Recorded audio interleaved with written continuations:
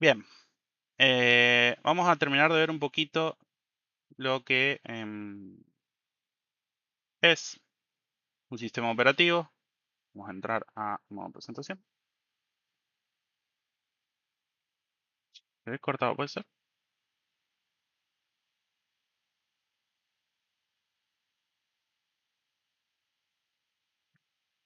Bueno, como podemos ver, un sistema operativo es el software fundamental que va a gestionar los recursos de hardware y software de nuestra compu y va a proporcionar un entorno estable y consistente para que podamos ejecutar todas nuestras aplicaciones. El caso más común, que creo que la mayoría es lo que usamos, en este caso es Windows, sí, pero tenemos otras alternativas que también vamos a desarrollar un poquito a lo largo de la materia, como pueden ser Linux y macOS para todos aquellos usuarios que tengan dispositivos Apple.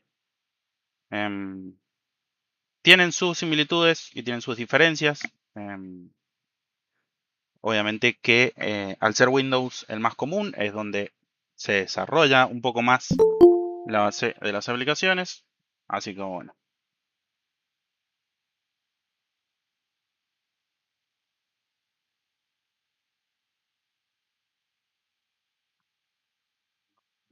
los que vayan entrando, bien, volvamos. Em, Contamos con un administrador de recursos que va a poder asignar y coordinar todos los recursos de hardware, como el tiempo al que va a funcionar nuestra CPU, qué memoria disponemos, cuáles van a ser nuestros dispositivos de entrada y de salida. Y aparte va a poder coordinar todo lo que son los programas y los usuarios. Por usuario se refiere a las cuentas de usuarios que nosotros tenemos y creamos y no a usuarios de carne y hueso como nosotros, ¿sí? Em, Vamos a tener una capa de abstracción de hardware que lo que va a proporcionar son varias interfaces que están estandarizadas y que ocultan detalles complejos del hardware de las aplicaciones y los usuarios. Son un montón de cosas que nosotros no vemos y están ocurriendo más en un segundo plano, pero que van a ver que simplifica mucho la programación de todos los dispositivos y los programas. En tercera medida vamos a tener un proveedor de servicios. Em, Estos servicios son básicos, ¿sí? Como poder administrar archivos, todo el sistema de seguridad y de firewalls, el sistema de redes, de acceso a redes y todas las interfaces de usuario que necesitemos para poder interactuar con el sistema operativo. En el caso de Windows, como bien su nombre lo dice, nos manejamos por ventanas. En el caso de Linux, por ejemplo, nos vamos a manejar con una terminal donde vamos a ir ingresando comandos. En algunas distros de Linux sé que hay muchas distribuciones de Linux que tienen interfaz gráfica, pero lo más común es que se maneje por consola. Bien, bienvenidos los chicos que han entrado ahora hace un ratito. Tenemos un programador de procesos, ¿sí? Que lo que va a hacer es gestionar la ejecución de múltiples programas o procesos de forma simultánea. Nos va a determinar qué proceso tiene prioridad para acceder a la CPU y durante cuánto tiempo lo vamos a tener funcionando, ¿sí? Eso nos va a garantizar que utilicemos de forma eficiente todos los recursos que tiene disponible el sistema. Por último, tenemos una interfaz de usuario, aquella que proporciona un medio para que nosotros podamos interactuar con la compu, como les mencionaba recién. En Windows son ventanas, en Linux son líneas de comando, en Mac tiene todo su sistema de iconos y son el principal motor por el que nosotros le vamos a dar órdenes a la compu. Básicamente podemos describir el sistema operativo como un sistema nervioso, ¿sí? Haciendo una pequeña analogía con el cuerpo humano. Este se va a encargar de todas las operaciones y nos va a garantizar que tanto el software y el hardware funcionen de manera conjunta y sin ningún problema. Bien,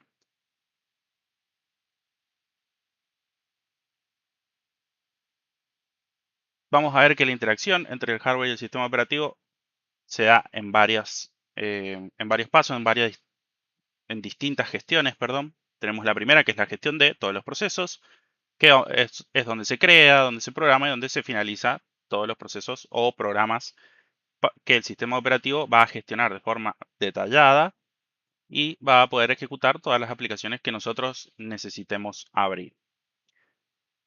Va a emplear algoritmos, sí, todo esto está mecanizado, está automatizado ya.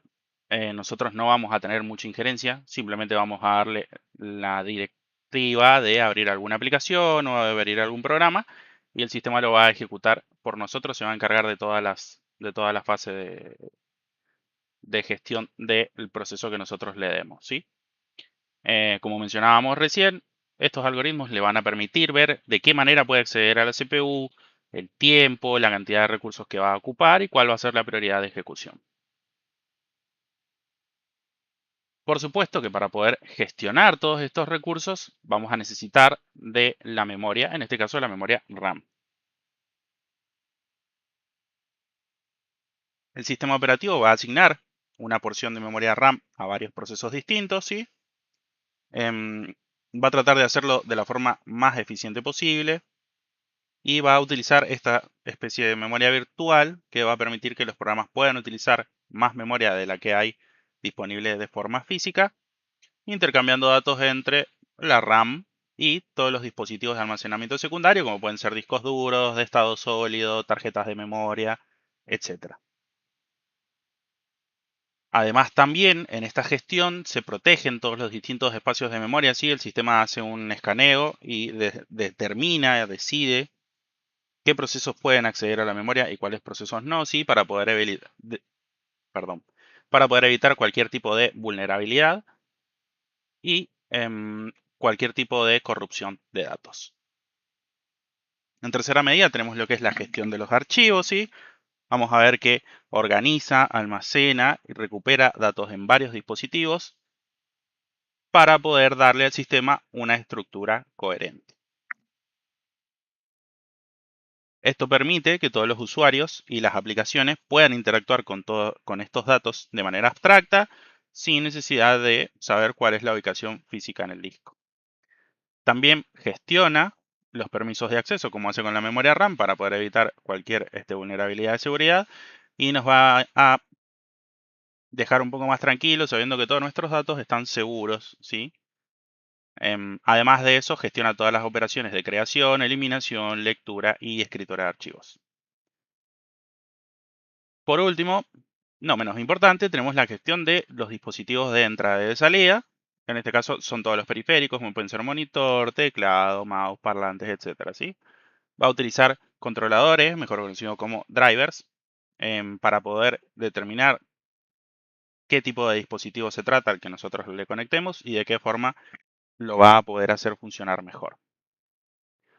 Em, Vamos a ver que también almacena en buffer, almacena de forma temporal todos los datos y ayuda a gestionar todas las diferentes velocidades entre la CPU y los dispositivos.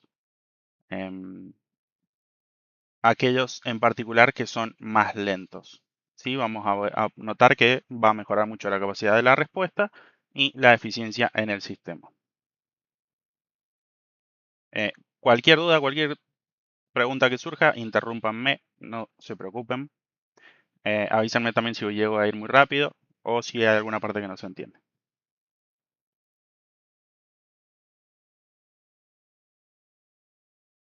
Bien, vamos a ver los tipos de hardware, sí, y sus términos clave. Em, Vamos a ver, en este caso, hablar un poco de lo que son los procesadores.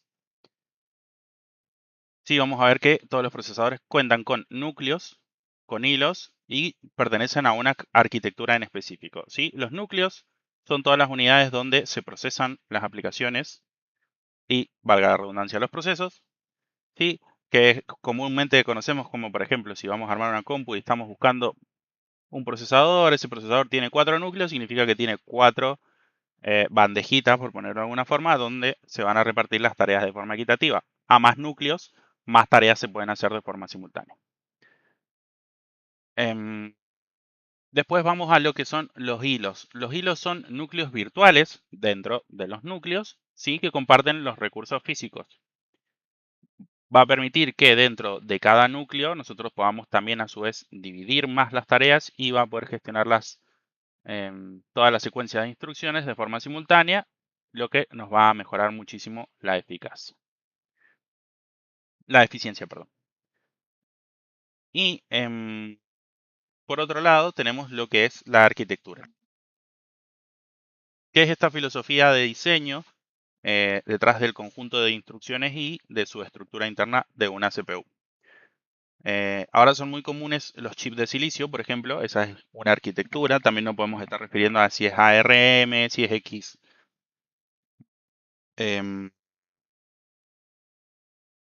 Perdón, si es ARM.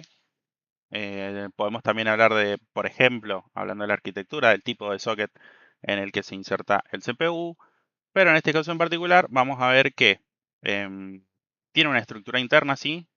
Por ejemplo, acá en la presentación podemos ver que el ejemplo que tenemos es el CISC, que es una computadora con conjunto de instrucciones complejas, o el RISC, que es un conjunto de computadoras, perdón, es una computadora con conjunto de instrucciones reducidas. Obviamente, cada procesador, cada arquitectura va a depender del uso que nosotros le vamos a querer dar y las tareas que le vamos a asignar. En segundo lugar, tenemos lo que es el reloj del sistema, ¿sí? Que es el que determina a qué velocidad nuestro CPU va a trabajar.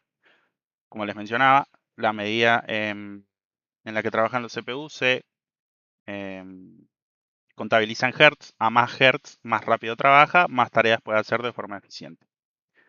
Em, Hertz significa que va a representar miles de millones de ciclos por segundo. Todas estas instrucciones que estamos ahora detallando, nosotros no las vemos porque suceden tan rápido y en un lapso tan minúsculo de tiempo que para nosotros son realmente imperceptibles. Como por ejemplo, hacer clic a una ventana. No demora ni un segundo abrir una ventana así. Y atrás de esa apertura de esa ventana está toda la gestión que veníamos mencionando recién, que se realiza en nada, en milisegundos. Em, Como les mencionaba, lo que determina la ejecución, la velocidad determina de qué forma va a ejecutar la CPU y va a sincronizar todos los componentes dentro del sistema informático. Después tenemos lo que es la memoria caché, ¿sí? Todos los procesadores cuentan con esta memoria que puede ser de Profe, distinto, sí, ahí que estaba hablando sobre los procesadores ARM y un tipo de arquitectura. Bueno, también está el de por 64, puede ser esas las que vienen de Windows, la correcto, las arquitectura. de x64 o x86. Esa, bueno, la ARM, esas son las que manejan las tablets y los celulares, ¿o no? Claro, por supuesto, sí. Sí, Alexis, sí. Nosotros en este caso estamos hablando particularmente de lo que puede ser una CPU para una PC de escritorio, No. pero Ok, todos los dispositivos, la mayoría de los dispositivos electrónicos que vienen ahora poseen procesadores. ya. El caso de los teléfonos, por ejemplo, los teléfonos tope gama de Android vienen con procesadores Snapdragon. O, Apple tiene sus propios procesadores que son distintos a estos porque trabajan de forma eh, conjunta en toda una sola placa integrada. Así que sí, hay muchas arquitecturas. En este caso les mencioné esa porque es como la más común y la que más utilizamos nosotros día a día en lo que son notebooks y PCs de escritorio, pero sí, Eso, los de Apple puede ser que se llamen SoC, System on a Chip. exactamente, son las SoC que vienen ahora, no sé qué modelo ya, por ahí me cuesta seguir a Apple porque siempre le inventan nombres distintos a las cosas, ¿no? Pero dicen que son muy eficientes. Es más, hasta con poca RAM trabajan muy bien. El caso también de los sistemas de Apple es que al ser tan cerrados, porque son para un solo dispositivo, es como más fácil lograr ese tipo de eficiencia que en otros sistemas operativos. En el caso de Windows, que es lo que usa la mayoría de la gente, por lo tanto tiene como esta cuestión más de ser fácil de fácil acceso al público y es más complicado este, no me sale la palabra, de hacer funcionar las aplicaciones de forma más eficiente. Pero sí, sí, Alejandro, muy buen aporte, se llaman SOC. Creo que están los M1, los A1, dicen que funcionan bien. Em, Bien, memoria caché. Como podemos ver, está dividida por niveles, ¿sí? Lo más común es que estos niveles estén como este, apilados, ¿sí? Uno arriba del otro. Y vamos a ver que el nivel 1 es el nivel más pequeño y el más rápido, ya que está ubicado más cerca del CPU más cerca físicamente, digamos. Al estar más cerca, va a almacenar más las instrucciones y los datos con mayor frecuencia, sí, y los va a poder recuperar de forma inmediata, minimizando la latencia. Después tenemos lo que es el nivel 2, ¿sí? Que va a ser más grande que el nivel 1 y por lo tanto va a ser ligeramente más lento, ¿sí? Y que generalmente está dedicado a un núcleo en específico que está compartido por un pequeño grupo de núcleos. Sirve como un buffer secundario de alta velocidad para que los datos que no se encuentran que no puedan acceder a la caché 1 sean almacenados en algún lugar. Después tenemos el nivel 3, ¿sí? Que va a ser el más grande y el más lento por consecuencia. Y generalmente es el que está compartido entre todos los núcleos del procesador. Actúa como un grupo común de memoria y lo que va a hacer es reducir la dependencia de la RAM principal, ya que es bastante más lenta.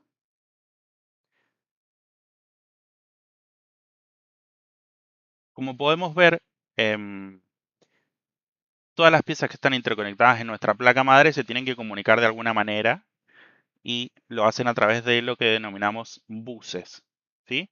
En este caso vamos a ver lo que es el bus de datos, el de direcciones y el de control. Particularmente el de datos lo que hace es transferir datos entre la CPU, la memoria y los dispositivos de entrada y de salida. Y su ancho, por ejemplo, 64 bits, dicta cuántos datos se pueden transferir en una sola operación. Eso es lo que mencionaba recién Alexis del X64, el X86, también está relacionado a la forma en la que se comunican el CPU y las demás partes de la compu. Nos encontramos con el bus de direcciones, ¿sí? Que lo que hace es especificar todas aquellas ubicaciones de memoria única donde los datos puedan leerse o escribirse. El número de líneas de bus de direcciones determina la cantidad máxima de memoria física a la que podemos acceder, a la que puede acceder el CPU, perdón. Y después por último tenemos el bus de control, que lo que va a hacer simplemente es transportar todas las señales de comando y de estado entre la CPU y el resto de los componentes, haciendo una especie de coordinador o guía de tránsito, por decirlo de alguna forma un poco más sencilla. Bien, no sé si ya alguien ha arrancado por el trabajo práctico número 2, creo, que ya tienen algunos ejercicios cortitos de lenguaje binario.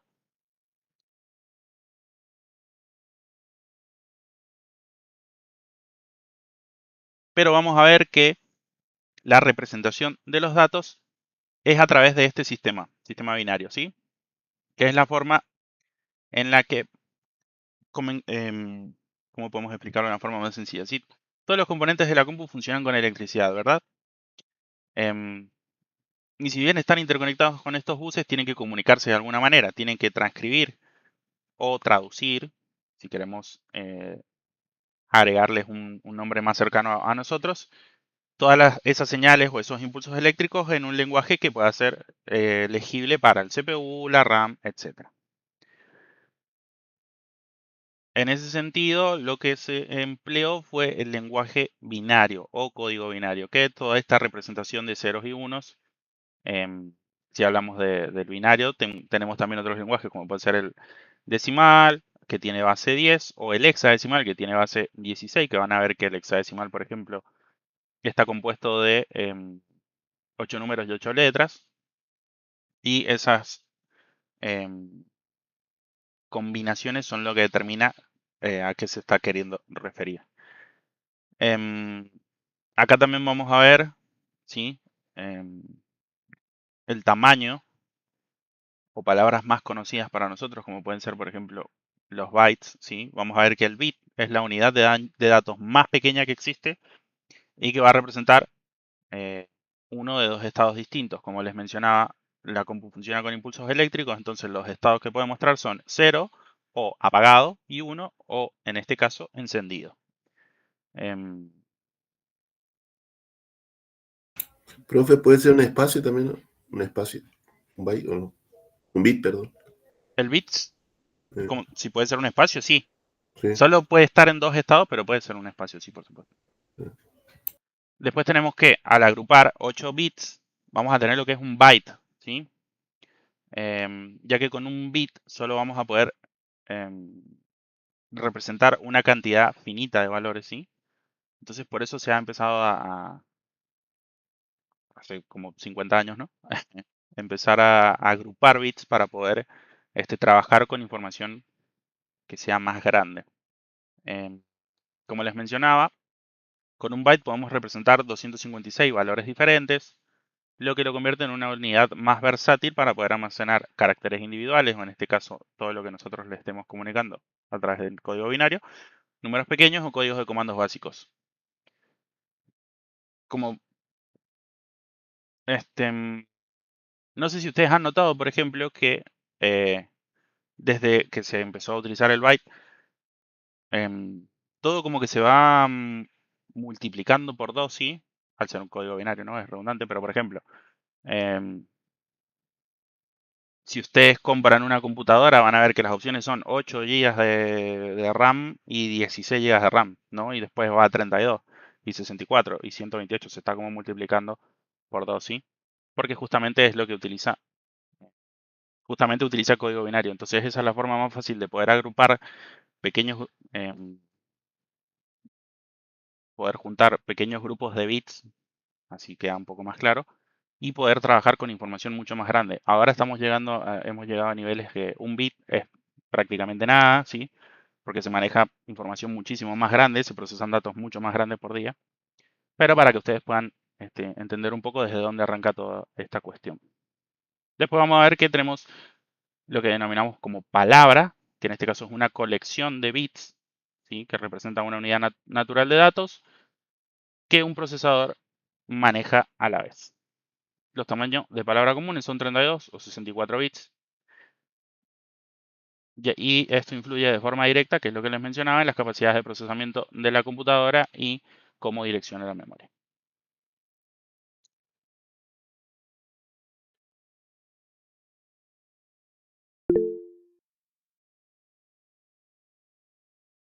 D-word o Q-word. Exactamente, Alejandro, exactamente. Sí, sí, sí.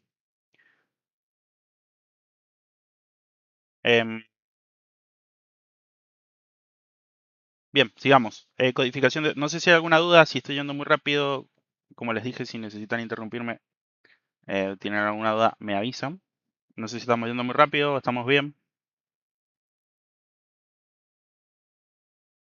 Estamos bien, profe. Perfecto.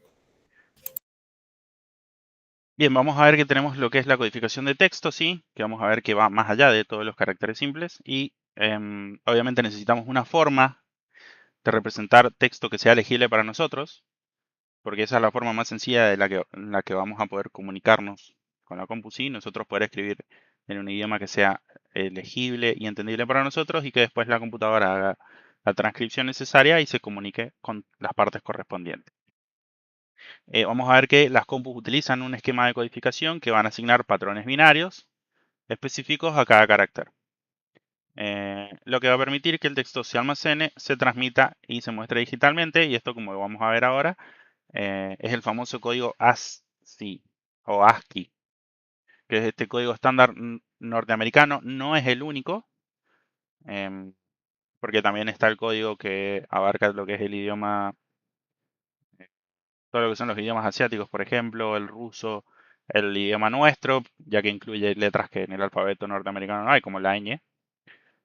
Pero este es como el más estandarizado, ¿sí? Ya que es el más antiguo y el más extendido. Vamos a ver que va a utilizar 7 bits para poder representar 128 caracteres.